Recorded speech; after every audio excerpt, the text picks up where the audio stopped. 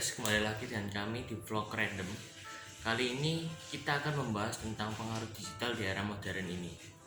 Ngomong-ngomong soal digital, kalian tahu nggak sih bahwa hal tersebut dapat membawa pengaruh ke kehidupan dari dampak positif maupun negatifnya.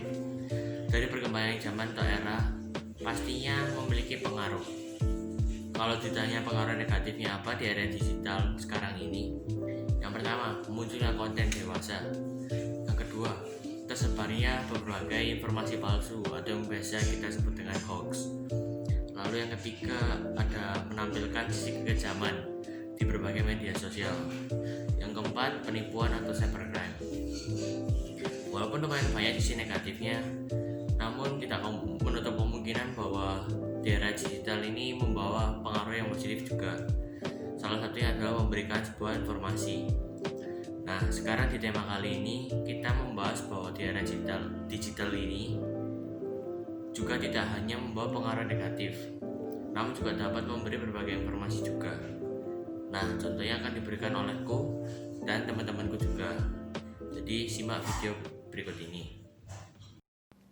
Warga gereja perlu menyadari akan kekudusan hidup di dalam dirinya, serta menyadari kehadiran sebagai alat Tuhan untuk pelayanan dan pemeliharaan hidup sesamanya. Hal-hal yang akan merusak kekudusan hidup itu perlu dihindari, termasuk di dalamnya narkotika, yang walaupun tujuan penciptaannya baik adanya, tetapi seringkali manusia lupa akan memanfaat yang baik itu sehingga menjadi ketagihan dan merusak hidupnya dan sesamanya. Sebagaimana yang telah disinggung di atas, hal ini oleh karena adanya kuasa dosa yang didalangi oleh iblis. Celakanya kalau kuasa dosa di dalam daging manusia ini turut merusak kemampuannya akan untuk menyadari keberadaan fungsi dirinya sebagai saksi Allah di dalam negara dan masyarakat. Gereja juga sebagai satu keluarga, ayah, ibu, dan anak, perlu pula menyadari fungsi mereka masing-masing dalam kehadiran mereka, apalagi sebagai satu keluarga yang dikuduskan oleh Allah. Ayah perlu mengetahui fungsinya sebagai ayah bagi keluarganya dalam hal-hal yang dikehendaki oleh Allah, supaya hidup keluarganya dapat mencerminkan keluarga yang dibangun oleh Allah sendiri, bukan hanya melibatkan diri dalam kegiatan duniawi, tapi perlu pula melihat keluarganya sebagai keluarga Allah. Sedangkan gereja seharusnya mempunyai peranan yang tidak kalah besarnya dalam menanggulangi permasalahan ini. Oke, kali ini aku akan membahas atau sharing informasi tentang PBB.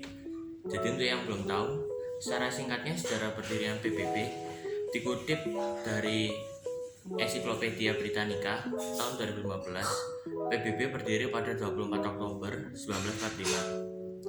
Sebelumnya sudah ada Liga Bangsa-Bangsa atau LBB yang didirikan pada 1919. Namun LBB dibubarkan pada 1946 karena gagal mencegah Perang Dunia Kedua. PBB juga memiliki sebuah tujuan, yaitu menyelamatkan generasi mendatang dari bencana perang. Yang kedua, menegaskan keyakinan akan hak asasi manusia. Yang ketiga, membangun kondisi di mana keadilan dan kehormatan atas kewajiban yang timbul dari perjanjian dan hukum internasional dapat dipertahankan. Yang keempat, meningkatkan kesejahteraan sosial dan standar hidup yang lebih baik dalam kebebasan yang lebih luas. PBB juga berpengaruh terhadap dunia internasional karena PBB memiliki organisasi di bawah naungan PBB. Banyak sekali organisasinya dan organisasi tersebut sangat berpengaruh terhadap dunia. Contohnya yang pertama, WHO atau World Health Organization yang bergerak di bidang kesehatan dunia. Yang kedua, UNESCO, United Nations Educational, Scientific and Cultural Organization. Tugas utama UNESCO adalah fokus pada perlindungan situs-situs sejarah dan budaya. Yang ketiga ada FAO atau Food and Agriculture Organization, bertujuan untuk menaikkan tingkat nutrisi dan taraf hidup. Yang keempat ada WTO, World Trade Organization, untuk membuat perdagangan antar negara semakin terbuka dengan penurunan bahkan peniadaan hambatan tarif maupun non-tarif, dan organisasi lainnya. Jadi bisa kita simpulkan bahwa organisasi tersebut berperan terhadap dunia, bukan hanya 1-2 negara saja. Untuk materi BI tentang teks prosedur, kami mengangkat tema tentang makanan jenang grendul yang berasal dari Cilacap, Jawa Tengah. Nah, bahan-bahannya itu ada 250 gram tepung ketan, 150 gram tepung beras, 350 ml santan, 300 gram gula merah, 2 lembar daun pandan, 1 sendok air kapur, 1 sendok garam, dan 50 ml air. Untuk cara membuatnya, ambil 50 gram tepung ketan, 25 gram tepung beras, 1 sendok air kapur, dan 50 ml air. Campur hingga menjadi adonan yang grendul. Buat bulatan-bulatan sebesar telur cicak dan sisihkan. Kemudian langkah kedua adalah campur 100 gram tepung ketan, 100 gram tepung beras. Cara yang ketiga, masak santan, gula merah, pandan, dan garam, lalu saring, tuangkan pada tepung beras dan ketan, aduk hingga merata. Kemudian yang keempat, siapkan wajan dalam anti lengket, masukkan adonan jenang, masak hingga adonan setengah matang. Yang kelima, sementara memasak jenang, masak air 500 ml, rebus bulat-bulatan tepung ketan hingga mengapung, angkat dan tiriskan. Langkah yang keenam, masukkan bola-bola ketan yang sudah direbus ke dalam adonan jenang, aduk kembali, masak hingga matang sempurna dan angkat.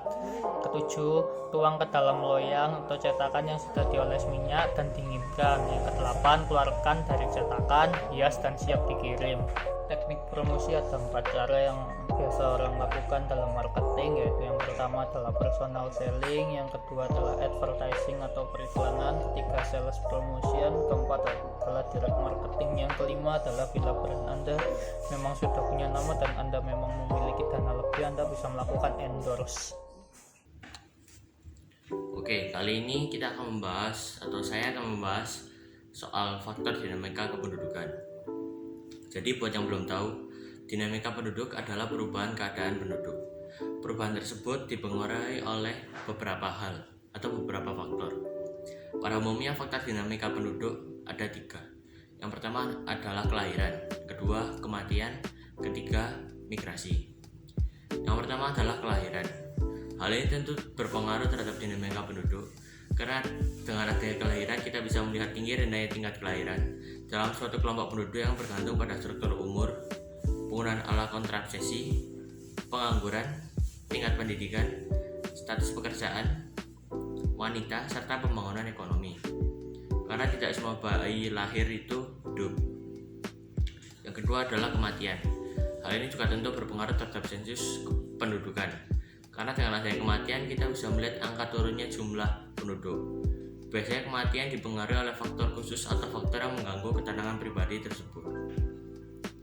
Dan yang ketiga adalah migrasi. Hal ini juga salah satu berpengaruh terhadap sensus dinamika kependudukan. Karena dengan adanya migrasi kita bisa melihat angka naik turunnya jumlah penduduk di tiap daerahnya. Banyak orang migrasi juga karena keadaan SDA yang kurang mendukung di daerahnya, sehingga lebih baik untuk melakukan migrasi ke daerah yang lebih baik. Namun dengan semua migrasi ke daerah yang lebih baik tentu saja mengakibatkan kelebihan penduduk, sehingga perlu kita sadari migrasi harus kita batasi agar satu daerah terbagi rata penduduknya. Pentingnya menjaga imunitas tubuh di masa pandemi. Di masa pandemi COVID-19 yang melanda dunia dan Indonesia seperti saat ini, menjaga imunitas tubuh kita adalah salah satu kunci untuk tidak tertular virus mematikan itu. Faktor kesehatan sendiri merupakan pertahanan terakhir di samping anjuran untuk cuci tangan pakai sabun dengan air mengalir. Memakai masker, menjaga jarak antar sesama, ditambah lagi anjuran untuk tidak mudik dahulu agar tidak menjadi pembawa virus ke daerah. Salah satu cara untuk menjaga kekebalan tubuh agar tetap imun adalah dengan mengonsumsi makanan yang banyak kandungan nutrisi. Salah satunya adalah asam folat yang dipercaya bisa memberikan stimulan pada tubuh kita untuk imun terhadap virus yang masuk ke dalam tubuh, dan juga nutrisi mengandung tinggi vitamin C yang sangat cocok untuk kekebalan tubuh kita. Sumber-sumber nutrisi dan vitamin tersebut sebaiknya diproses secara alami sehingga aman untuk dikonsumsi. Kata dokter spesialis kandungan dan kebidanan Dr. Boy Abidin dalam siaran persnya.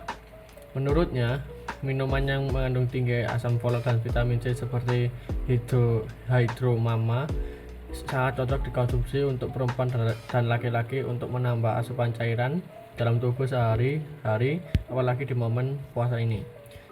Sebab minuman itu diformulasikan khusus dengan komposisi yang rendah gula dibandingkan dengan minuman sejenis di pasaran, sehingga aman dikonsumsi sehari-hari. Selain membantu menjaga kekebalan tubuh kita, minuman yang punya 6 varian rasa ini juga menyegarkan. Terima kasih. Oke, jadi yang bisa kita simpulkan bahwa era digital ini atau penggunaan digital ini tidak hanya membawa pengaruh yang negatif, namun juga membawa pengaruh yang positif. Di antaranya adalah memberikan sebuah informasi-informasi yang kita sebutkan tadi. Karena dengan adanya digital sekarang ini, kita bisa mengetahui informasi-informasi terdahulu sampai terkini sekarang ini, sehingga digital sangat berperan penting dalam kehidupan manusia di era modern sekarang ini. Oke, terima kasih telah menonton video kami. Jangan lupa untuk like, comment, dan subscribe-nya. Bye. And if the beat live, you know Lil Juke made it. Body yaddy yaddy yaddy yaddy yaddy yaddy yaddy yaddy yaddy yaddy yaddy yaddy yaddy yaddy. Body yaddy yaddy yaddy yaddy yaddy yaddy yaddy yaddy yaddy yaddy yaddy yaddy yaddy yaddy. Body crazy curvy wavy big titties little waist. Body crazy curvy wavy big titties little waist.